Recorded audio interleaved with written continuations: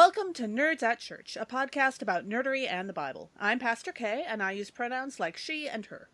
And I'm Pastor Emily, and my pronouns are they, them, theirs. And I'm Andrea, and my pronouns are she or her.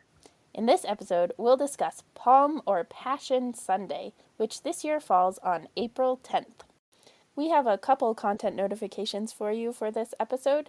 When discussing the deep dive, we talk about both torture and lynching. And during our ending part, we talk about trauma in birth. Check out the episode description for links to the Bible passages and other references we make in this episode. For our deep dive for this episode, we are really excited to have Andrea Garnett with us to talk about Jesus Christ Superstar. Welcome, Andrea. Yay! Thank you, it's so good to be here. I'm honored. Like, seriously, truly honored. So are we. We are excited to have you. Andrea is a seminary graduate who married a pastor and is returning to school to earn her master's in social work with an emphasis in mental health. In her free time, Andrea trains guard llamas, or at least she would if she didn't have a toddler and a 6-month-old to corral. She also really, really likes most musicals. So, Andrea, we've asked you to join us today to talk about the musical Jesus Christ Superstar, which tells the story of Holy Week from Palm Sunday through Easter Sunday, and sort of, mostly-ish. Kind of. And for our listeners, we're mostly focusing on the first movie production of it today, the one from 1973. And so, Andrea, to start off with, can you tell us a bit about your background with both music and the church? Yes, I mean, I think the rule is before I start is that I have to introduce my cat since he is kind of front and center here. Yes. So this is Luther, named by my parents, my father is also a pastor, of course. So we inherited him because he could not get along with the other cats in the house. You know, very much living up to his namesake. Absolutely. So this is this little guy. But about me, I am a cradle Lutheran.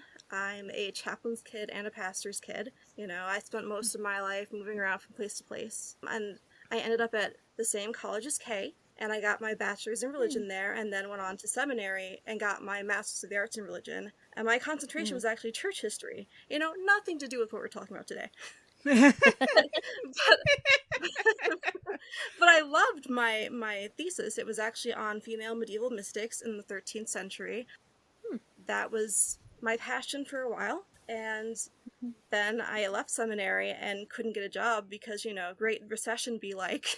So I've worked part-time off and on and had a couple kids, and now I'm ready to go back to get my master's in social work. And my goal is to actually concentrate in trauma and counsel people who are dealing with that and who are living with that day to day, because it's crippling and you feel very shameful about it. Like, there's the shaming of society that you shouldn't be feeling that way. That's fine. I think we also heard another guest that needs introduction. Yes, my son Luther Cyrus sneezed.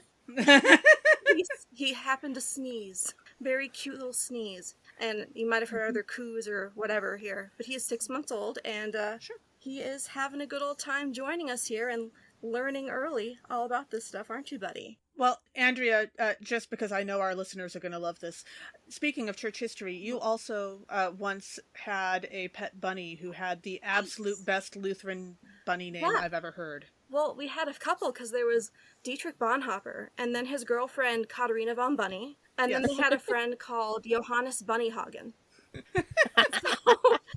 So, a little bit of church history, Reformation. Yeah, thank you. They were wonderful bunnies, and I miss them very much. Absolutely. Unfortunately, bunnies don't live a long, long time, unless you have, like, the itty-bitty bunnies. Like the dwarf rabbits, they live forever. So, but yeah. Good to know. And I think you wanted to know how, like, music was a part of my background in the church, too. Is that still on the table? Sure. Okay. So, grew up singing a lot. That's actually one of the reasons why I came to college where I did. And I also was in a church handball choir that toured England twice. I lived right near Broadway in Connecticut, so it's kind of a hop, skip, and jump. So I saw a couple Broadway shows, and I love opera, I love musicals, I love all that stuff. You know, I also like, especially polyphonic stuff, you know, like the old medieval type of music. Sure. Okay, and you have some training, I have no too. idea what polyphonic means. Yeah, it's like, now I have to, like, brush off my brain and translate. It's kind of like, you know, those old medieval chants, kind of like medieval Renaissance music? Yeah, it's like that. Sure. Yeah. And so the church has used music as a teaching tool since Jesus' time, since the church was the church. Yeah. What do you think it is about music that helps us learn things like stories more effectively? Well, it stimulates a different part of your brain. Like, it's just the very biological mechanism. And what's interesting is when I was a music therapy major, they told us that, like, people with speech impediments, they don't have them when they sing. Mm-hmm. You know? And if you ever saw the movie The King's Speech, Yes. that I was just thinking of the King's Speech. showed forth in that. Yeah. Mm-hmm. Yeah. So, science being what it is, Yes. there's just a way that it works with us as people, to our very souls, to the depths of our being. It speaks to us. I'm going to generalize there because I haven't met a person who doesn't feel connected to some type of music, and I think that's why it's so integral in Lutheran tradition even, back when people couldn't read, they could sing. Sure. So it's interesting to watch, especially the older people in church. They just have those hymns that they cling on to because it brings up memories. It brings up all these sensations. It's beautiful. Which is why I will allow the hymn in the garden to happen for funerals, but Correct. really almost never any other time. Yeah, it kind of makes me wonder what hymns are like going to be like that for us. Like Canticle of the Turning, stuff like that. What's going to be our In the Garden? Yeah. Yes. Canticle of the Turning. Yep. That'll be one. It's beautiful. Yeah. Well, favorite. Absolutely. Also, I imagine that there are still some, TikTok songs that are in process that will probably take that too. So. Mm-hmm. Yeah. Do you have any favorite or least favorite songs from Jesus Christ Superstar? All right, so my favorite song is Heaven's on Their Minds. I love how it opens with Carl Anderson. That's all I need to say. He was a wonder. He was just fantastic, and he owned this role, and he just kind of grabs you And at the Carl beginning. Anderson played Judas. Yes. Judas. Okay. Yes, he did. And he played a three-dimensional Judas, though, I feel. Yes. It's kind of like Judas was a person. What? What? Judas was just like me or you or anyone else. Carl Anderson, that man. I actually looked up the Wikipedia page on him and it says he died. So it's like, I can't believe I didn't know that. Yeah, he's no longer with us. So this was one of his crowning roles, apparently. He just made this role happen. So that whole song with him, I think it's the best part, to be honest. It's got such a 70s feel, this musical, which you either love it or you hate it, but there are some parts that are just timeless. Sure. And I think that's Heaven's on Their Minds, the number one for me. Another one, which is a classic, is I Don't Know How to Love Him. That's kind of sentimental for me because my mom loved that song. And I don't know, I think in a way it's kind of like her relationship with my dad, who, they're total opposites. Like, Myers-Briggs, everything, total opposites. So I can just see her why she would really vibe with that one. And, of course, the titular Superstar for me.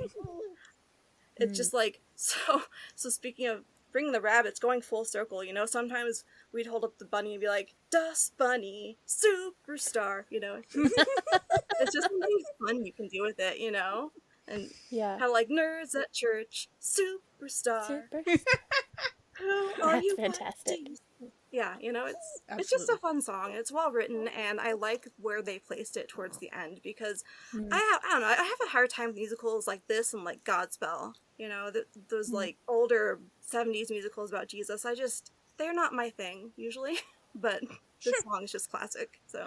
Well, and it's weird with the 1973 version of Jesus Christ Superstar because Jesus is, supposed to be sort of the main character, but Carl Anderson just spends the entire time stealing the show. Yeah, like Judas is so much more interesting. Yeah, like the thing with the casting is like, who did they really think was going to be the superstar here? Exactly. Because like Ted Neely, I mean, don't get me wrong, he sings well. He has a perfectly nice voice. Yeah, he does a perfectly Carl decent Anderson. job. But no, he doesn't have the gravitas, the charisma. You know, like why did they even think this would work? Yeah, so, I don't know. Yeah, I just don't Carl know. Anderson actually like there's clear acting and emotion involved in it in a way that I feel like there's in Jesus. Now character. I'm trying to imagine the version of that movie where they switched roles. Oh, that'd be amazing. That would actually be really fascinating, I think. Yeah, that would be a totally different on movie. a number of levels. Yeah. Yeah. Judas would be much less interesting, but Jesus would be much more interesting. Because I don't know about you guys, but I found myself being like, okay, Jesus, move on. I want to get back to you. Judas is all I'm here for. I don't have Yeah. time for you and your pair bullying or whatever you're doing, you know? Well, You and the don't. crowds were usually kind of fun too, but They, yeah. they were The the other best part. Just like, because they were Yeah. just 150,000% into it, which in a production is what you want to be. But like, I'm just the whole time just thinking about how they're in Palestine shooting this. It's got to be hot. Mm. It's got to be like whatever, and they're out there just giving it their all. And it's like you see them actually sweating. And you're like, that's because it's real. This isn't. Yeah. They're not half it. They're Yeah. doing this full out. You know, like their lives depend on it. I love it. Yeah.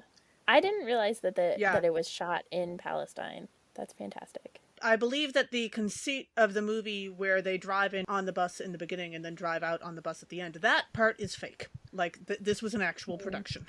They probably had trailers. Yeah, But here we go. Oh, Shooting yeah. began on August 18th. Oh, this is going to be fun. I'm just going to read this because you'll enjoy this. Shooting began on August 18th, 1972, in the caves of Beit Guvrin, today at the Beit Guvrin National Park, following days of cleaning up fecal matter from birds and bats. oh, goodness. That was, yeah. So when they were in those caves, you know, because I was watching, Yeah, like, yeah, that that sounds- cave looks amazing. I want to be living in that cave. Well, that's because they cleaned it up for them. That's Yeah. why it looks so Fantastic. amazing. More birds in there. Yeah. That's fantastic. Yeah. Speaking of things that are less than ideal, do you have a least favorite song or a song that you're like, meh, unnecessary, take it out? Most of them. Like, here's the thing about Andrew Lloyd Webber for me. Like, he spins a nice tune part of the time, but the rest aren't good. And then you go with, like, the words, and I know he didn't write the lyrics. I think it was Tim Rice in this. I don't think he was the lyricist all the time, but it's just like, some of the things you hear, like, really? You know, it's like, Yeah. I'm hearing this tune and it's just not good, and the lyrics are just like, I'm not sure if that's okay. You know? Yeah. Well, and he didn't make use of the people he had. Like, the guy, I think it's the guy playing Caiaphas who has that gorgeous, really deep tone to him. Yes. And he gets that one moment in that one song that always sticks with me. But, like, that could have, if he had known that he was writing with that guy in mind, that whole bit could have been so much more interesting. Yeah, because thanks for reminding me of of Caiaphas and Annas, because I liked their little song too. Yeah, they're interesting. They're fascinating characters, you know. They've got like their gear on, you know, fun costuming that I'm sure we'll get into later. But it's it's just hard to listen to a musical where it's very one note. I don't know if I'm putting it correctly, because it's just hard to. I don't know. It's kind of like once in a while you have like good songs to keep you interested, and then it's like, this might as well just happen, you know. Maybe that's why I was falling asleep when I was rewatching last night. That was actually my first thought, because it's not like you're watching Hamilton where the action is continuous and the orchestration and the composing, it's the pacing is a little fine, weird. you know, and it's not like you've got different genres mixing in here. It's all the same, you know, and I think this is one of his early musicals, so he's allowed to have some skid marks on the way. Well, sure. You know? Yeah. But still, He learned some things. yeah. Well, and speaking of all that, I remember I have had a couple of mildly uncomfortable experiences of showing this movie to confirmation classes. And because there are so few movies that you can watch with confirmation classes to, like, teach this story or teach related stories. And, I mean, this is a well-known musical. A lot of people know a bunch of the songs from it, but it's not necessarily one we show to small children, and it involves some mature themes. And, you know, the crucifixion itself is not the least of those. So, because the Bible is definitely R-rated, folks. And so I was wondering, Andrea, how do you think the 73 production handled, like, the mature aspects of the show? So, confession time, the first time I ever saw this, I was 8, and it made me cry. Oh, no. Yeah. Oh, my goodness. Because, like, we were on bass, and I knew the guy playing Jesus, because I think this was a bass production of it. So I'm like, why are they killing Steve? You know? Like, stop nailing Steve to the cross, you know? I was, like, a little kid, and I'm like, what is wrong with you people? You know? So, oh, no, that's scarring. I know, this is when I still have, like, a soul, and a heart, and I was a sweet child. I don't know what happened to me after. But yeah, so I feel like what you're saying is so correct, and I feel like there's also this feeling about Christian Jesus-y musicals that they're okay to just show whenever and to whoever, you know? Yeah. Because they're Christian, because they're based on Jesus, you know? That's not, that shouldn't be the case, you know? I think the movie did okay. Like, I wouldn't have been crying as a child, but I'm not gonna lie, the flogging scene was a little much for me. I'm like, I'm not Yeah. sure whether I should be really, like, on edge here, or if they're really trying to ham it up. You know, it's not like Passion of the Christ level, like, flesh flying everywhere, you know? Yeah. Because, clearly. That Yeah. was disturbing. Which, like, if people are interested in a theological dive into Passion of the Christ, we're doing that for Horror Nerds at Church this year. So you can get a lot of different dives into that one. But Yeah. that's not so much a Nerds at Church one. Yeah, But jumping back to the 1973 yes. movie. Mm-hmm. Yeah, thank you. But yeah, I think it handled it better than others I would have seen. I mean, it's still a musical, which it was never meant to be a musical. It was meant to be a rock opera concert thing, whatever. But I think they did well given that. Yeah. You know? I didn't feel totally uncomfortable except in the flogging scene, we'll put it that way. And also, like, the whole Mary Magdalene thing bugged me throughout, but that's, I'm sure we'll get there. Yeah. I remember know? watching it and being like, y'all, you took every Mary and every unnamed woman in the Gospels and made them the Yes. same. And I was like, Well, no. Except for the mother of Jesus. It's kind of this reductionist view of women, that yeah. Madonna horror Yes. complex. The whole, we know that the actual Mary Magdalene, she was bankrolling the operation. You Yeah. know, like, she wasn't the one, like, the whole putting her into the same person as the woman that anointed Jesus' feet, for example. It's like, first of all, Mary Magdalene probably has like 1,000,000 bottles of that ish. She can afford it. Sure. And, she's the one putting the money in your account, sir. So you should back up. It's just, Although I did love that they cast a woman who wasn't white for Mary. That was excellent. like, And the actress herself was really good.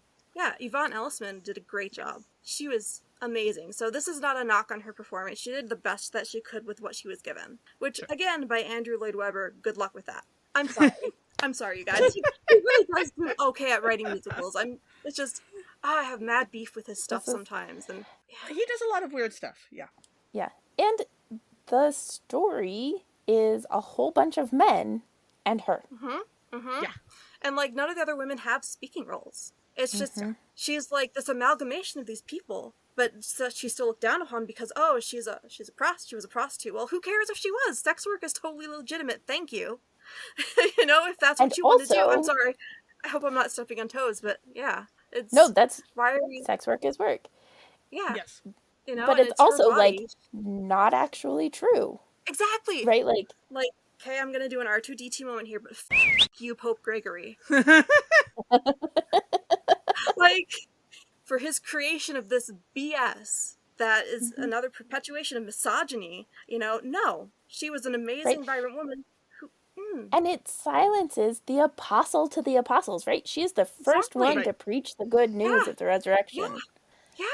Yes. Well- For the length of her run from the empty tomb to the disciples, she was the entire church. Yeah, she was it.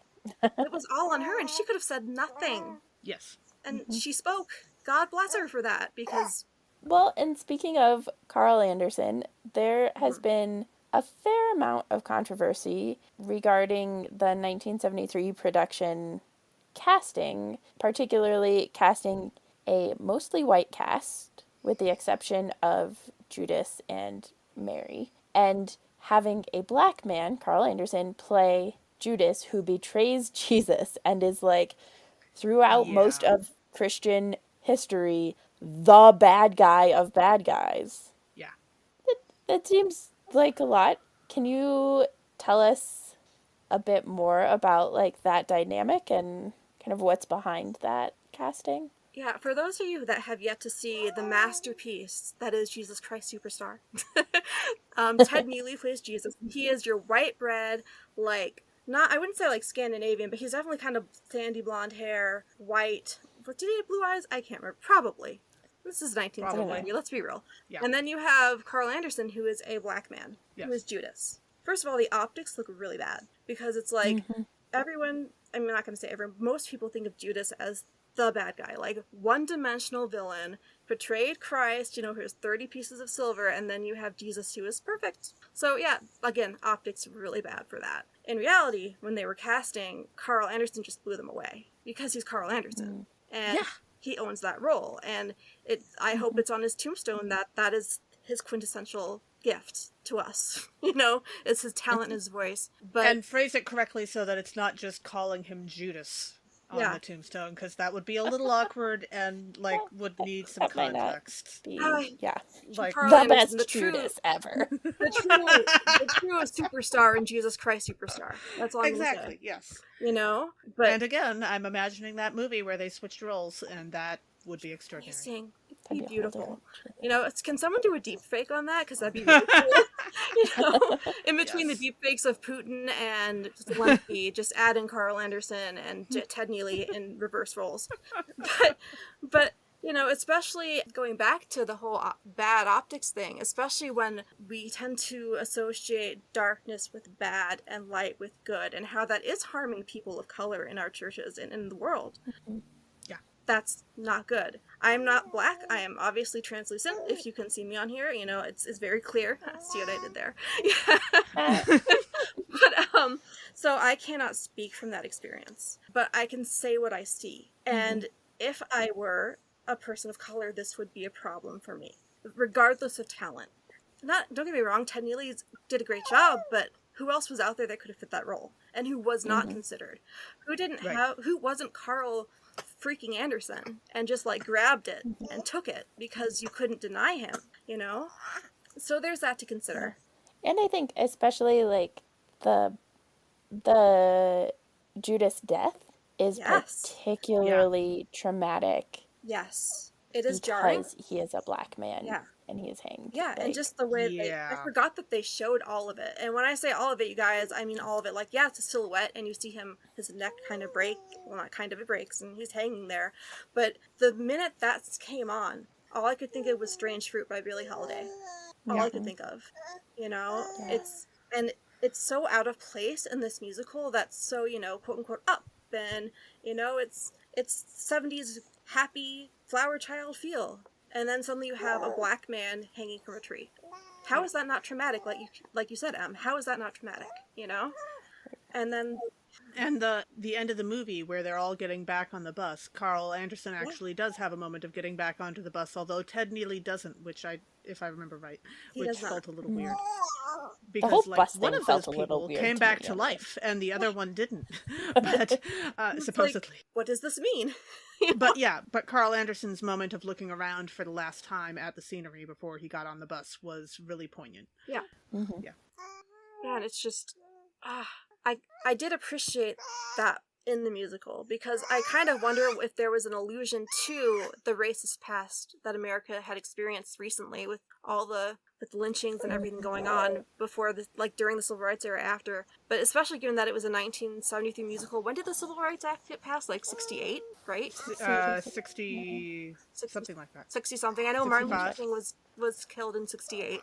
So it kind of makes me wonder if that was in the back of someone's minds. 1964 was the Civil Rights Thank you. Act. Yeah, it's just maybe that was one of the reasons why they did that. I wonder. Yeah. So speaking of the musical probably could have done better with a few of the mature themes, although the Judas hanging himself bit in particular, I think it seemed like that was a very deliberate choice, and Carl Anderson seemed on board with it, although it's not like we can read minds. So I wouldn't necessarily cast that as something done badly. Yeah. Mm-hmm.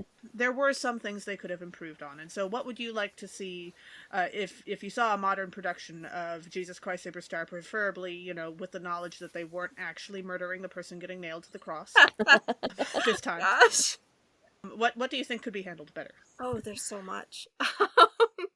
I feel like for me, we'd have to redo most of it, in terms of musicality and just who gets what role, and oh man, maybe it would be awesome if we could have some gender bending roles, Mm-hmm. Sure. What about a countertenor Mary, or a contralto Judas or Jesus? Mm-hmm. Sure. What if we could just switch stuff up? And I just want to see it be relevant for the time that we're in. Yeah. I wonder, because Judas is so much more relatable in this. There's a sense that Judas and Jesus actually have a deeper relationship. And I haven't, there's an ongoing joke I have with some people that's well, polyamory could have solved that situation. And Jesus, I'm so glad I'm not Judas, who felt Mary, that way. yeah, right, like there's a sense of like polyamory could have solved that, but also like who is the beloved disciple in this? Like that doesn't come out, and that's only in the Gospel of John, and I can't actually tell which gospel or gospels they're using for this because it's such an amalgamation with also plenty of poetic license. But like what would it have been like to have a beloved disciple, or maybe Or was two Judas the beloved beloved disciples, disciple? or or was did Jesus, right like or did Jesus want to be the beloved disciple? Yeah. You know, because was Mary the beloved disciple? Sure. You know, and what does that mean for us today? You know, and how we relate to Scripture itself. You know, it's I don't know. It's because like I'm so glad that I wasn't the only one who kind of felt that kind of like are they into each other kind of thing. It's like Yeah, because Judas was basically, I mean, the closest thing to a secondary main character that we had. Yeah. Like, Peter does not really, we know who Peter is, but he does not jump off the screen in this musical at all. Yeah. And so you don't get that sense of a strong relationship between him and Jesus, but that you do understand the relationship between Judas and Jesus in a way that you don't with the other disciples. Yeah. And it made me think more about it too. Just watching it, I'm like, you know, I never really thought of it like this. You know, there's this group of friends that are hanging around, and there's going to be some feelings. Yeah. And that's perfectly okay because they're people just like us. Who knew? And Andrew Lloyd Webber is entirely about writing all of the feelings. Oh, of course. Oh, God. Yeah. I wrote a paper in seminary on a part of the Gospel of John that's like right at the beginning of the Passover. And so like actually have explored the dynamic between Judas and Jesus and Peter and Jesus and how those work together. But it was cool to see for like the first time it portrayed as this care and this intimate relationship and like massive misunderstanding of, you know, empire and how that works and all of that stuff. But to have that be portrayed as an intimate relationship was really powerful. Yeah, because I feel like, especially when we're taught about all this stuff in like Sunday school or church or whatever, not much is said that Judas was a person who was friends with Jesus, you know? Like, it's just kind of glossed over. It's like, oh, Judas has feelings, and Judas had needs, and Judas probably loved Jesus, you know, as we love our friends, or maybe a little more, we don't know. And yet, he made this decision, but we're not really given much of how hard it must have been to make that decision, you know? Yeah. It's just kind of like, oh, he betrays him, and then he kills himself. It's like, oh, okay, that escalated quickly, you know? Yeah. And also how handy that we don't have to deal with the aftermath, which is definitely a theme that we've talked about on this podcast before. Oh, look, that person's dead. Now we don't have to worry about moral ambiguity. That's handy. The threads are tied up, and we can just look away, you know? Yeah. Yeah. Speaking of poetic license, what are your best and worst, what are the like best and worst poetic licenses that you think are taken in the movies? I'm just gonna bring up the costumes because I wrote this down in the notes. I'm like, did anyone else get a huge BDSM/bondage vibe from Caiaphas and company? Because like the Pharisees, they look like they came straight out of a bondage movie, like a bondage scene. It's like it's weird. It's very Although, weird. To be fair, it's so much worse in the 2000 production movie version. Not their characters in particular. I don't exactly remember who, but there are a lot of characters in the 2001 that the costuming was very weird. I'll get into that later, but yeah. I think in the 1973 version, especially, right, like there's still, I mean, even today, there's still such marginalization and stigma around kink and BDSM that that became an easy trope to designate not only like Caiaphas and Annas and Ananias and like all of the religious leaders who also are Jewish, and so there's like that underpinning. Everyone in the show is Jewish, but there's a particular way that religious leaders and religious authorities who are Jewish play a role in anti-Semitism when Christians portray them. So that part, and then just like taking it another level, and the like queer phobia inherent in making the kink characters the bad guys. Or Herod's flamboyancy. Yeah, that. Yeah, and Herod's flamboyancy. And, Yeah, I'm not gonna lie. The Harrod's flamboyancy caught me off guard because it's like, well, why is that bad? You know, like why can't someone just be themselves? Why do they have to be the bad guy? Because like if there's Right. another like if there's like a one-dimensional character besides like most of the characters, but like main character, it's Harrod. Let's be real, it's Yeah. like because he's just like this one note like flamboyant guy. You know where they're alluding to that he's gay. But why is that bad? It's not bad. it's not. So it's just Yeah. it bothered me. Yep. Yeah. So agreed with you on that. Bad poetic license. Yeah. Were there Yeah. creative, like, poetic license that they took that you were like, this is like unrealistic or totally not the thing, but it works? Well, it's like the whole musical itself is a poetic license because I think I said before it's supposed to be a rock opera like concert thing. There's not supposed to be like a staged part of it, from what I understand. So I mean, the whole thing that they were doing is pretty out of the box and pretty cool. So I mean, snaps for that. Snaps for trying. you know. Thanks for trying. A for effort. That's my big one. Yeah, A for effort. Yeah. We appreciate it, and now it's torturing confirmation classes years and years beyond. Snaps. Yeah. It does remind me of Rent, though. Yeah. A little bit, yeah. Yeah. I also appreciated that they had Judas wearing mauve for most of the musical, which, that is the most evil color in the history of the universe, so that is very accurate. Good work. Clearly. He was originally, in Star Wars, it was originally Grand Moff Tarkin. Oh, sorry. Monster, I'm sorry. You're welcome. I'll be here all week.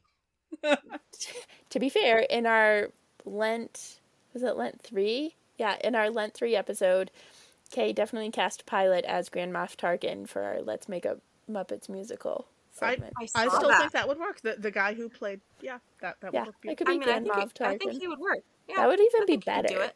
maybe. Grand Moff Tarkin, that just menace, like adding that undercurrent of just huge terror and menace, and it's like, yeah, I'm totally in control, and I can still snap your neck if I want to, Actually, I think Grand Moff Tarkin would be the Muppet version of Grand Moff Tarkin, with the actor's voice, but the Muppet himself would be Mauve. That's beautiful. That's fantastic. Yes. Make it well so. Done. Yeah. I like it. So speaking of poetic license, I guess. Probably not all of us have seen every filmed production of this musical, and that is also probably okay. Like, you don't have to, if there are people listening to us that think they might have to. Let's take a moment to talk about the productions other than the 1973. I know that there was the 2000 movie version and the 2018 John Legend concert broadcast, which I have not managed to see the John Legend concert yet, which sounds awesome, but I missed it that day, and yeah. Andrea, do you have any thoughts you'd like to share on? So I was actually so scarred from my childhood experience that I've only seen the 1973 version. That's not necessarily a terrible thing. Yeah, but I want to see the John Legend one, and I can't find it. No, me too. I would generally advise, unless you are a super musical completionist person, you can probably skip the 2000 movie version. I'm cool with that. The costuming was so much deeply weirder. It was all like the Roman soldiers sort of looked like if you took stormtrooper armor but made it black instead of white, and very, very shiny. The Judas spent the entire musical wearing a black leather jacket, but was played by a white guy. Oh, I was gonna wonder if Judas was a lesbian, but okay. The costuming was very, very late 80s, early 90s, which was weird because they made it in 99 and released it in 2000. And also, for completely inexplicable reasons, Jesus is not only played by a white guy, but is played by a white guy with no facial hair and hair that looks like it belongs on a surfer. Wait, so did I keep expecting him... It's not the same guy. No. Neely come back? No. Okay. No. But no, he has no facial hair. Oh, wait, hang on. I forgot to look this up. It might have been Donny Osmond. Was it Donny Osmond? Now I have to check. No. I'm sorry. There's a massive... Sorry. For those listening in on at home, both Andrea and Kay all of a sudden were like, oh, and started... Oh, God, Judas is a choice. I'm sorry, I'm just the picture came up, I'm like, wow, that is a choice. Oh, no, it's not. It's not Donny Osmond. He has a very similar chin for reasons I'm not entirely... I don't know the actor particularly from anything else, but his name is Jerome something. I don't want Rome to Pradon? mispronounce it either. Yes. He looks French or something. Yes, he has this very 1980s surfer hair that looks like it's like you know how they use the hair flatteners to put the little kinks in the hair, and he has this perpetually surprised look on his face. It's very odd. And He sounds like a yeah, Muppet. It sounds like you were I describing a Muppet. that might have helped.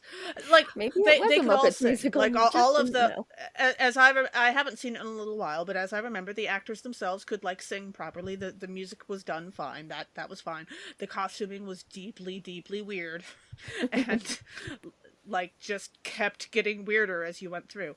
And Jesus looking like a surfer is just going to live in my head rent free for the rest of my life. But yeah, that was strange. Well, they probably were like, you said this was made in 99. They were probably like, Yeah. we can make the most insane choices ever because Y2K is going to happen and then it'll be gone forever. We're not going to have to worry about anything ever again. Yeah. Yeah. Yeah. Yeah. So for our readings today, we are going to have 4 readings instead of our usual 3. Today is Palm Passion Sunday that we're discussing, and some people will be doing only Palm Sunday. Some people will be focusing on Passion Sunday. It's all a question of how much of the story of Holy Week are you telling. And so we're going to start with the Palm processional text and then go into the Hebrew scripture, Pauline, and then gospel text, which tells the story of the Passion at the end. And those texts allow for a balance of doing both Palm and Passion Sunday. Mm-hmm. There are a number of different options that your congregation may be doing on this particular Sunday. And so these may not be the exact Bible passages that you hear. Mm-hmm. Yeah, for our Passion reading, we actually do the lead up to the Last Supper, but we don't actually go into the Last Supper and what happens after that because you can listen to those on our Maundy Thursday episode from this year or from last year, and our Good Friday episode from this year or from last year, and get those readings. So we specifically leave it kind of at a cliffhanger, but it's a way of, if you choose to do this with your congregation, it's a way of letting Palm Sunday be Palm Sunday, and then inviting people into Holy Week without having to pack all of Holy Week into Palm Sunday. Which is a lot. Yeah. And also, just in case that story really does end on a cliffhanger for you and you don't know how it continues, guess what? There are Bibles all over the place. You can pick one up and read the rest of the story yourself anytime. So that is available to you. Our Palm processional reading today is from Luke chapter 19, verses 28 through 40. The disciples fetch a colt for Jesus to enter Jerusalem on, and the crowd shouts their praise as he approaches the city. So one of the themes for this passage is the idea of a procession or a parade. And this one actually feels, so there are a variety of different ways that we've talked about this. And our Palm Passion Sunday last year with Pastor Lenny Duncan actually gets into some of the street theater of it. But even without the street theater part, this procession and this parade that has the appearance of joy and liberation is also a march to the death. And so it really reminded me this time of the parade in the Hunger Games, when all of the tributes first gather and are costumed in costumes from their district and are paraded through the square in the Capitol, that there's all this shouting and joy and all of this stuff, and also they're literally being paraded to their death. Yeah. And in verse 33 we read, as they were untying the colt, its owners asked them, "Why are you untying the colt?" So something that you will notice in this passage, in Luke's version of this story, is the repeated use of the word colt. It shows up 8 times or something. And depending on which gospel you're reading, exactly what sort of animal Jesus is riding in the Palm Sunday procession changes. In one case, there's a horse and a colt. In which case, is Jesus using the colt as a footrest or what? Right, straddle the two, one on top of the other. That could get awkward. Well, maybe Please he's don't strain yourself, from one Jesus. to the other. Maybe he's just skipping mid-parade, Right? A foot on each. Circus performer, yes. Yeah. And keeping your balance. That must have been Jesus doing that because no one else could. Go for Matthew for that account. Yep. But in Luke, it's just a colt. And I don't know if anyone else has this memory attached to this passage, but for some reason, as a child, I immediately attached this whole concept to the movie The Three Ninjas, which is not exactly a piece of cinematic history, but it's a story of three brothers learning karate. They all wind up with nicknames, and the middle son is nicknamed Colt. And so Ah. I, as a small child, decided that that meant that he was the one who got to be in the Bible.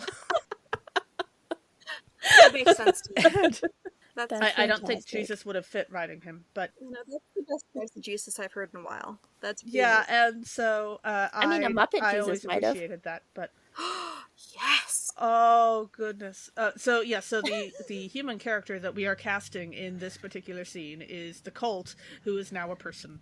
And no, we'll get to the Muppets movie musical later. Yeah. I just wanted to share that mental image with everyone. I don't know that it actually like works or anything, but I really hope I'm not the only one who made that connection as a kid. So Yeah. I was looking at it in verse 40, the final verse, when Jesus responds to the challenge of like, make them be quiet. Jesus says, I tell you, if these were silent, the stones would shout out. And of course, my thoughts immediately went to the trolls in Frozen and how wonderful they would be to be recruited for this role in a movie. Like, they would because have been so happy. right? And when we first encounter, well, not when we first encounter them, but like when Anna first meets them, she's just looking around and they look like a bunch of rocks and boulders. She's like, okay. And then they like become more alive and they really are shouting out and talking about Kristoff and Anna and yeah. Speaking of redoing Jesus Christ Superstar, I now want that scene with the trolls from Frozen Right. Why not? Let's do as it. the crowd. That would be fantastic. I feel like we just need to like splice in like we could tell the story of Holy Week in GIFs and just have like the GIFs of them with like decorating. Oh, that would be fantastic. That is a labor of love that I am not ready to commit to. I was thinking the exact same thing. Yeah, Like, that's fair. because normally you say if someone comes up with the idea, well, why don't you do it? I'm like, well, shoot, No. I don't want to do it. I'm not taking that on. We had a guest, wasn't it Emily Ann Garcia who was our guest, who said that she had tried to put together, or was it Jessica Davis, who Emily said that she had was done trying to put together pictures. a GIF or meme version, a translation of the Bible, but That it was just too big of a project. And yeah, Be amazing. hadn't that gotten sounds very more far. like Jess. But I know that we have Yeah. from Emily Garcia did do a Holy Week picture series with cats last year, I believe. And Oh goodness. Susanna Porter, who's been on our podcast a couple times, has an Indigo Girls Holy Week playlist. Yes. And I did a Holy Week playlist of like a combination of religious and secular songs, including a bunch of Jesus Christ Superstars. So I will try and track down and see if I can find those and link to them, because that Awesome. yes. would be fantastic. This is for the betterment of all humankind, Emma. This is you gotta get this to us. I actually like had a thought reading verse 42, Em, but mine Yeah. was less happy. It's a Babylon 5 reference. Ooh. And there's an episode called The Rock Cries Out, No Hiding Place. And so when I saw the stones Oh. cry out, I'm like, oh, that takes me to a dark place, but I like it. So Yeah, that was not a happy episode. Kay will say and the rock cries out, no hiding place is a very dark episode, and it kind of is like, well, this is where we're going with this Palm Sunday story, is to this dark place. You know, it's kind of like where it's leading from this jubilant high to then you're gonna end up at the bottom, the lowest of the low. So I don't know if that's a good connection. That's what I thought of. Yeah, no, I can think of that. Yeah. Okay, that's my nerdy insight to this passage. Signing off now. Just kidding. That's a good, yeah, I haven't seen it. But speaking of, potentially traumatic things and harm, our our next reading is Isaiah chapter 50 verses 4 through 9a, one of Isaiah's servant songs describing God's servant who responds to his enemies not with violence, but by focusing on the love of God. So this passage has this like decisive shift in it where there's like a particular approach and then it's like but there's clarity and purpose in this other way of doing things, because it starts out as like God giving me the tongue of a teacher and shifts so distinctly. It reminded me a lot of Katniss in the Hunger Games, particularly in Mockingjay when they are attacking District 2 and trying to get control of District 2, because Katniss, and she has a few of these moments throughout the series, but she has these moments where like everything is happening and then she gets clarity of like what is actually going on and what needs to happen. And so then that's when she runs down into the square where people are like getting ready to pour off of the trains and has this like beautiful, powerful speech, and then gets shot in and is wearing bulletproof armor, but people don't know that. So yeah. Sure. But I like that. Just that like decisiveness. Yeah. It's like that moment where everything is on the precipice and it can go either way. You're on a knife's edge and you make the right decision. Yeah. Yeah. It's an eschaton. Oh, I love that. Fancy language. I would agree. Fancy church language for exactly what Andrea just described. And then in verse 6, the servant says, I gave my back to those who struck me, and my cheeks to those who pulled out the beard. I did not hide my face from insult and spitting. This particular line of all the lines is very much Aslan in The Lion, the Witch, and the Wardrobe. And there's like obvious, has been lots of stuff written about C.S. Lewis actually using The Lion, the Witch, and the Wardrobe and those stories as allegory for the Christian story. And there's a lot of problematic stuff in what C.S. Lewis does, especially when it comes to gender. But this and that still remains the only book I have literally thrown across a room.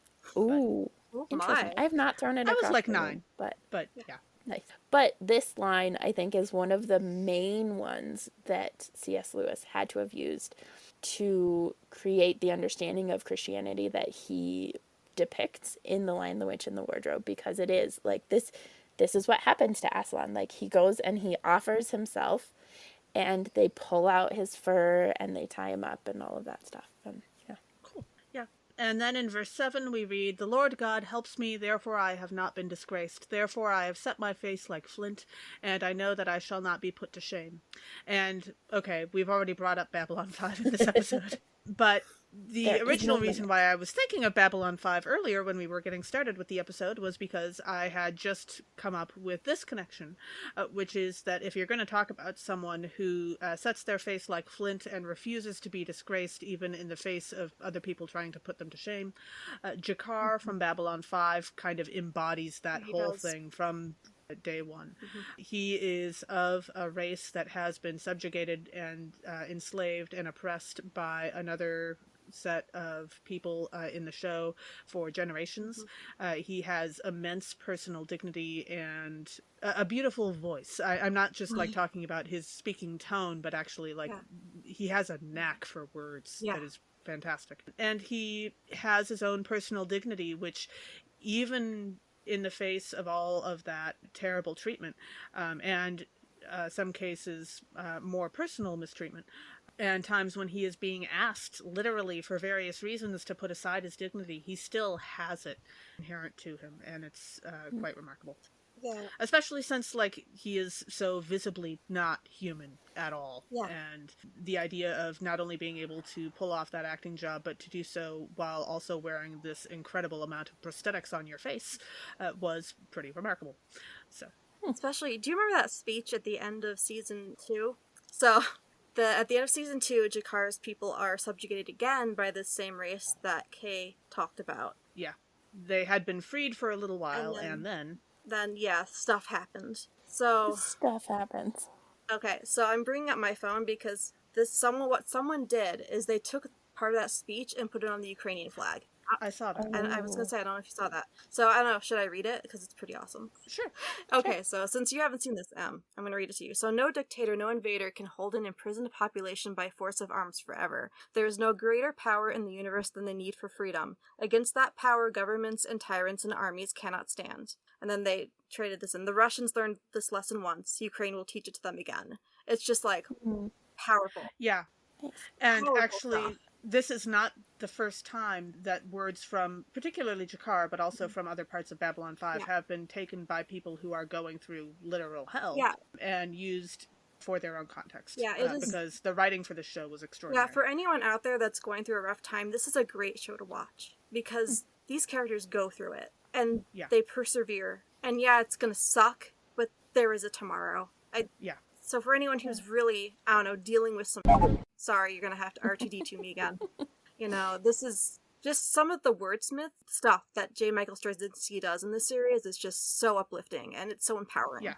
And given that the 90s were not exactly known for, like, the TV and movies that came out in the 90s were not known for being able to deal with harsh or complicated issues in a nuanced and mature way. Yeah, hi Baywatch, we're looking at you. Yeah.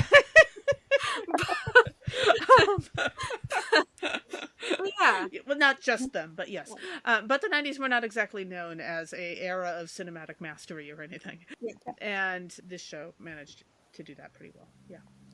So our next reading for this episode is from Philippians chapter 2, verses 5 through 11. Jesus Christ's defining characteristic is not his power, but what he was willing to give up in the name of love for us, everything including his life. So one of the themes in this passage, which is actually it feels complicated at least, but this idea of submitting to a cause, right? Jesus is willing to give up everything in the name of love for humanity. And that is like this big submission, this big giving up of something that he maybe holds dear. And it happens in Rogue One also, where like certain people are killed or deemed expendable for the sake of the rebellion. And it's interesting who those people are, because they're not the powerful people, right? It's the person who's disabled and has only one arm and so can't run to get away, those sorts of people. And it's this like idea that it's for the greater good, to quote a problematic fave of mine, which is the Harry Potter books, right? And those are so frequently, though, it's so frequently that is like actually the tool of oppression. And yet we have Jesus here willingly choosing to do that, and like Jesus in God being the one with all of the power choosing to do that versus the ones who are more marginalized and oppressed being forced into that situation. Yeah, it's like that Star Trek saying the needs of the many outweigh the needs of the one. But at the same time, no, this is a different scripture, but Jesus talks about going after that one sheep. It is about one person, it's about all of us. How we all are and the wellness of everyone, not just the majority. It is, in fact, a false binary to make people choose between one and many. Yes. Hashtag false binary is like my thing. Let's make it happen. And then diving into the verses, in verse 7, we read, "But Christ emptied Christ's self, taking the form of a slave, being born in human likeness, and being found in human form." And it reminded me of Raymat. I'm not sure if I'm pronouncing it exactly right, but in the Ember in the Ashes series, which I have not referenced in quite a while, so this is an overdue reference. We are all very impressed at your self-control. Thanks, I'm a little disappointed in it, but I'm glad you're impressed. Aww. But in the series, Raymat is a djinn, and because of the power of the Jaduna, which is a group of humans who understand and can use magic, ultimately like gets split into, and this is a little bit of spoilers, but you won't find out until you find out. You won't really know who I'm talking about until you know all the things, but gets split into all of these different humans, and so actually like does take on human likeness, but is dormant in all of these humans until Laia does a particular thing that like wakes up the power of Raymat within her, and then they kind of live side by side together in her body, in her being, which is kind of cool. I could see that going very well or very badly. Interesting. Yeah, it mostly goes well, at least at first. Good. I like that. They make a pretty good team. And then in verse 9 we read, "Therefore God also highly exalted Jesus and gave him the name that is above every name." But I want to point out that the name above every name does not necessarily mean that this name came first alphabetically. Christ is not Jesus's last name, which is something that I feel that the church doesn't say often enough. Christ is a title, not Jesus's last name. Jesus Jesus didn't doesn't have a necessarily have a middle middle name. name We don't that know, starts with H. Are we sure though? or any other letters. What if there's original Greek we haven't found yet? Well, or if you're a fan of the Anything Outlander is series, possible. Roosevelt is also not Jesus's middle name. And my maiden name started with B, as in Bible, and Bible was not my maiden name, but I found out myself that being early in the alphabet does not always make one's life easier. Yes. Sometimes it means you get called on way before everyone else, and that can be kind of a problem. As my maiden name was a C, I feel your pain. Not quite like you, but yeah. And then our final reading, so this is the beginning of the Passion story, the kind of prelude to the Passion story that you may or may not read. You may or may not read as you're sending. Who knows? But it is Luke chapter 21, verse 37 through chapter 22, verse 16. Judas and the religious leaders plot to kill Jesus just before Passover. Jesus instructs 2 disciples to prep a Passover meal with the help of a passerby. I honestly thought of like HelloFresh in that summary, Kay, so thank you for that. Oh, it's beautiful. I can only imagine how much the disciples and Jesus would have loved the concept of grocery delivery. And Right? Or like I mean, for all we know, they might have had grocery delivery in ancient Palestine, right? but yeah. Or like a pre-made, preset Passover, like pre-prepped Passover meal. Sure. Would that be like Hello Pesach? You know, it's like I'm saying that right, correct? It's been a minute since I've done Hebrew, but Hello Pesach? Yeah. You know, it's Yeah. like something like Hello that. Pascha? I don't know. But Right? You know, something like that. One of the themes in this passage is the idea of preparation, whether it's prepping a Hello Pesach meal, or it actually feels more like, to me, it felt more like prepping, like preparing, kind of like what Martha Stewart does, right? Or you see like all of the preparations that go into like hosting a gathering. So you fold the napkins and you set the decorations and the centerpiece and you put all the things and you put, you know, all the chairs on one side of the table and so that you can get the painting done properly and Sure. all of those things. and now I just started thinking of the Anna Gasteyer version of Martha Stewart, you know, it's on SNL. I don't know if you guys have seen that. It's classic. Oh, I don't think I've seen that one. It has been a while. Yeah, it's I think I did at some point. yeah, but yeah. Anyway, continue. You'd also have to put the butter on the table so that the Iowa State Fair butter art with the Last Supper with butter on the table made out of butter. the picture in the picture in the picture. We get pretty exactly. pretty meta. Yeah. Yeah. Sounds right. When we jump into the verses, in verse 3 we read, "Then Satan entered into Judas, called Iscariot, who was one of the 12." So, okay, so there are so many weird moral ambiguities around Judas, and we're not going to have time to get into all of them because, you know, we would need a hyperspace bypass or something. And they're depicted differently in different gospels, which is part of it. Oh, yeah, hugely. But, like, if this is actually Satan acting in Judas's body, then that's not something that Judas should be responsible for. Like, Judas is possessed, right? Mm-hmm.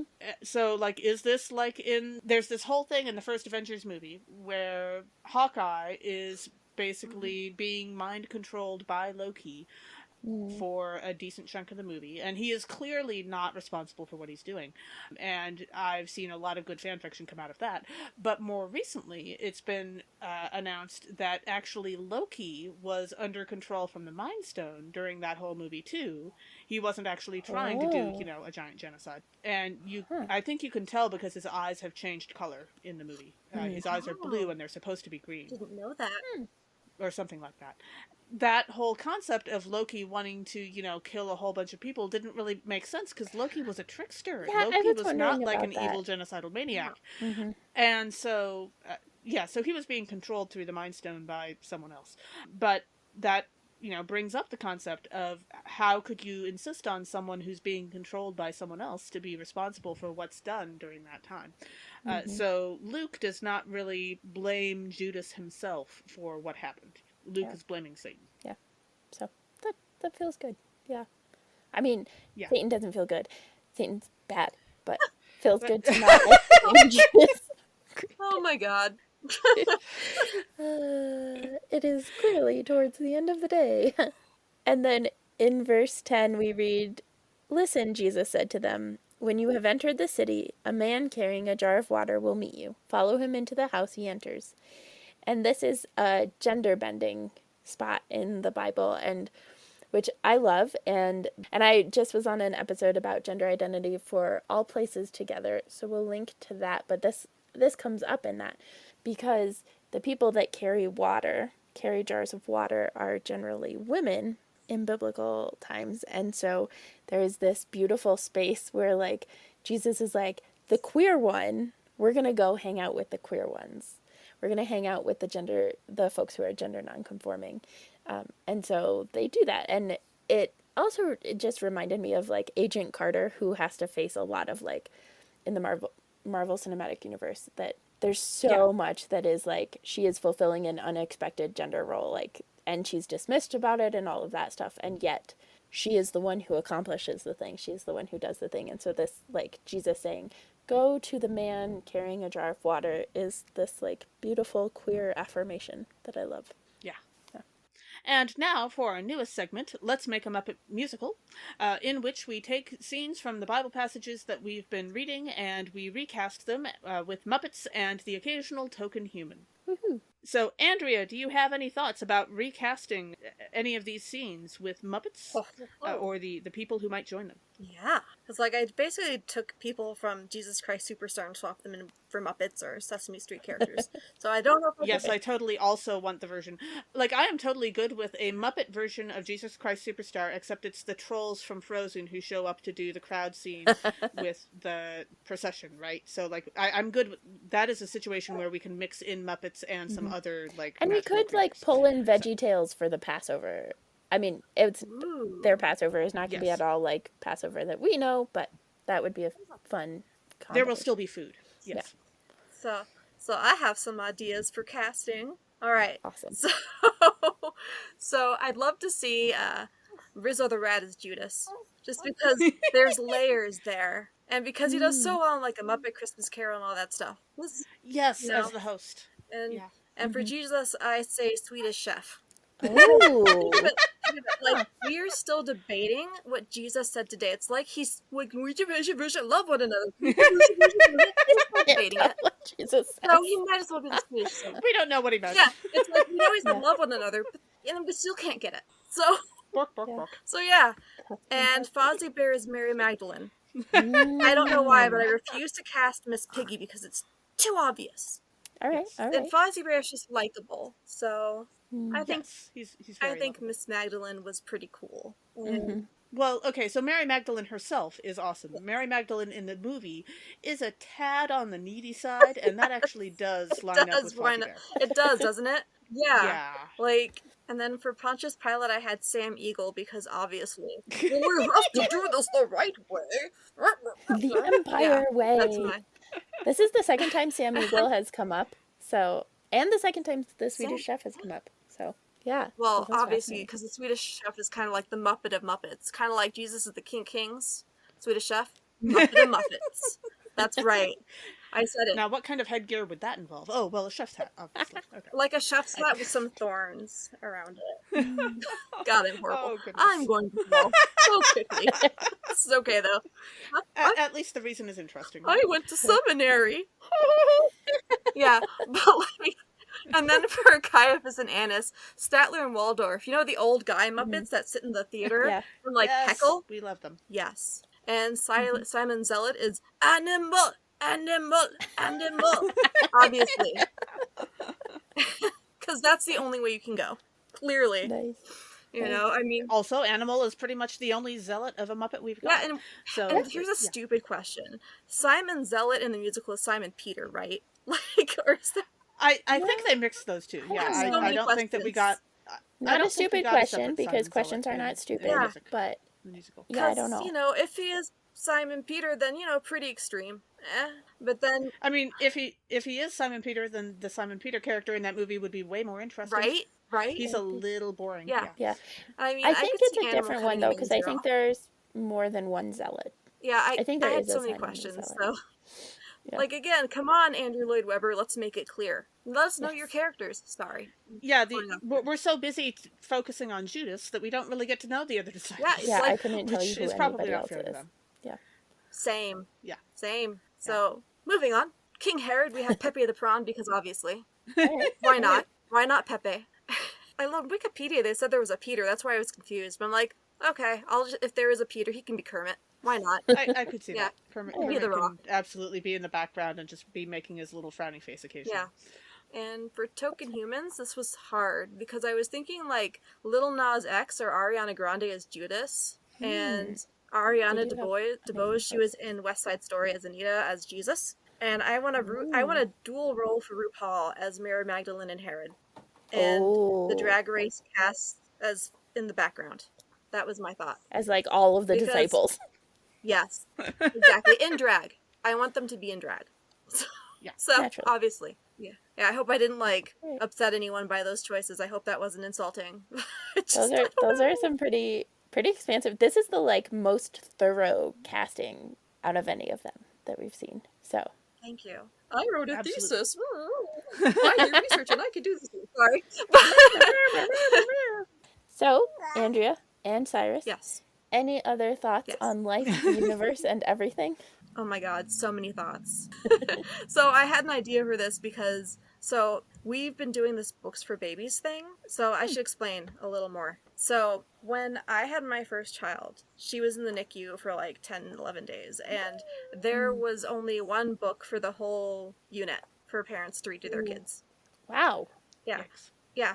I mean, it's a NICU, so they have things like bigger fish to fry. So my mom came up with this idea of books for babies. So the last year was the first year, and what we did is we did like a book roundup for the local NICUs. And we were able to like donate a few, like 300 books. It was awesome. And now, and like I ended up actually having preeclampsia again with Cyrus, and we were in the NICU again. And I actually, they gave him a book from Books for Babies, and it had like the Books for Babies thing on it. It's like, oh my god, we're connected to this, and this is so cool.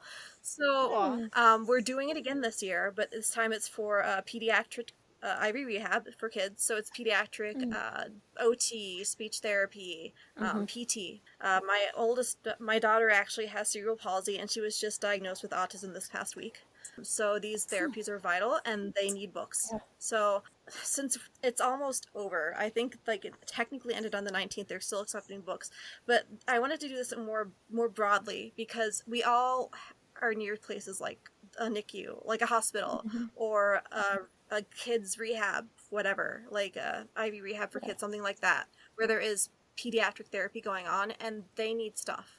Maybe your area they don't, but like OSF is actually like the premier children's hospital for the region. Like people come from states away, and they only had one book for their NICU before we had this program. So you never know. I guess it's more of a call for checking out places near you, see if there's a need you can fill, because especially NICUs are like a foreign country. It is ridiculously different. Like even like just the smell of it. Like you guys have done your hospital chaplains. You know that hospitals smell weird.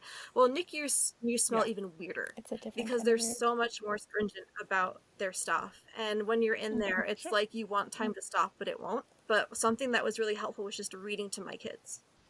Just being in the moment with my children. So I don't know. This is my plug. If there's something like that around you listeners, check it out. It's a nice outreach if you need some youth that are trying to do like a confirmation project. That's something. Absolutely. Just involvement in your community because. I was just gonna say I did a chaplaincy residency in Des Moines, and the NICU was one of my main floors, and Blank Children's Hospital in Des Moines, most of their stuff like books and toys and child life and all of that comes from like this one big fundraiser that they have that's the Festival of Trees and Lights each year. But like the functional stuff and the required stuff comes through like normal hospital-y things, but the books and the toys and the things that make being in the hospital a teeny bit less terrible are donated, either money donations that pay for people and things, or in-kind donations and that sort of thing. So like I could tell the difference it made when kids had access to toys, and Yeah. whether it's for the like parents to read to the kid that's in the NICU or for the other kids that come visit, right? And it's a little different in Yeah. the pandemic, but like pre-pandemic when older siblings come and visit and stuff. Yeah. Yeah, and it really is those little things that get you through the experience. It's like crazy because no one asks to have a baby in the NICU, you know, and it's something I feel like people that have children, I feel like we're almost gaslighted by saying, "Oh, you'll have a baby and it'll be great. Yeah, you'll be tired, but that's the worst that can happen." It's like no one tells you that you can die giving birth, or that your baby could die, or that they could have a traumatic injury that gives them CP for the rest of their life, you know? Like, no one tells you these things until you're stuck in, like, this country called the NICU, and you're, like, coming to terms with all these lifelong things that could happen, what already have happened, and it's like, just, like I said, just reading a book to my son or my daughter, that grounded me, you know? In the midst of so much chaos. So, I don't know. Just a little plug, you know? I mean, like I said, this year we've been doing it for the rehab, for the IV rehab for kids here in a city near us. In Blank City, you know. So if you're interested, I can send you the link. You know, I'm sure they'll still take books. Where they're doing it in the conjunction with a local toy store, so it's like you're also helping local retail, small business. Yeah. Cool. Yeah, and So we'll include a that's my link in plug, and our episode description. yeah. Thank you. I hope that my trauma isn't oozing too much in this segment, but yeah, it's an experience. You know, you guys are in the caregiving world. You understand. It's Absolutely. Well, thank you so much for joining us, Andrea. thanks. We are so glad that you could be with us. Thank you for today. having me. Cyrus and I were honored to be on here. And Cyrus was a wonderful guest as well. Thank you. It was on his bucket list. I don't know if you knew this. Great comment. It's been off for him. Yeah. Been on a podcast. Specifically this podcast. So thank you, seriously. And I hope I haven't offended too many people today. So I mean, or if maybe you they could, offend or maybe they needed people, it. then maybe that will just have them send At us least stuff. they're paying attention. Yeah, they're paying attention. That's maybe true. they'll email us. We're happy to receive angry emails and joyful emails. Any kind of email. I like that. You know, it's connection in a time of disconnection. Exactly. Yeah. I was just gonna say you guys are great, so thank you. It's been fun. And so were you. And thanks to all of our listeners for joining us too. Catch us next time when we'll discuss the nerdery connections to the scripture readings for Maundy Thursday with our special guest, Rabbi Maurice Applebaum. This podcast has been produced by us, Kay Roloff and Emily Ewing. For more fun, check us out on Twitter and Facebook at Nerds at Church or contact us at nerdsatschurch@gmail.com. Also, if you like what you've heard, rate us or leave us a review on Apple Podcasts, Facebook, or wherever you catch your podcasts. If you want access to our uncut guest episodes and interviews, including probably this one, live Q&As, and more, support us on Patreon at patreon.com/nerdsatchurch. Plus, you also get the bonus of just supporting us and the work we do and the labor of love that is this podcast. Absolutely. And let us know on Facebook or Twitter who you would cast for Let's Make a Muppets Musical for this episode. As the ancient Christian said, Pax Vobiscum.